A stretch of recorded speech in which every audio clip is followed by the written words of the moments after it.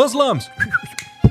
Is this thing on? Yo, listen up. If I have told you guys once, I have told you a million times, stop trying to debate Christians about what the Bible says when you don't even know what the Quran says. Check this out. Some Jews come to Muhammad to settle a dispute, and Allah responds, why do they come to you for judgment when they have the Torah? And then it says, if they don't judge by the Torah, they're no better than those who rebel. A few verses go by, and then it says, in verse 47, let the people of the gospel judge by what Allah hath revealed therein. You have later in the same chapter, verse 68, O people of the book, you have no ground to stand upon, unless you stand fast by the Torah, the gospel, and all the revelation that has come to you from your Lord. So Allah is telling us we have no ground to stand upon unless we stand upon our scriptures that we don't have. There's a basic fundamental principle of ethics. Ought implies can. In other words, if I say you ought to do something, you have an obligation to do something, I'm assuming that you have the ability to do it. And so if Allah is saying, Christians, judge by the gospel, this assumes we can judge by the gospel, which means we have the gospel. In Surah 2, verse 85, he says you can't just pick and choose parts of your book. You have to believe all of it. What does every Muslim tell you? No, just pick out certain parts of it that agree with Islam. That's my point. Everything I hear from Muslims today regarding our books, everything they say contradicts what Allah and Muhammad say.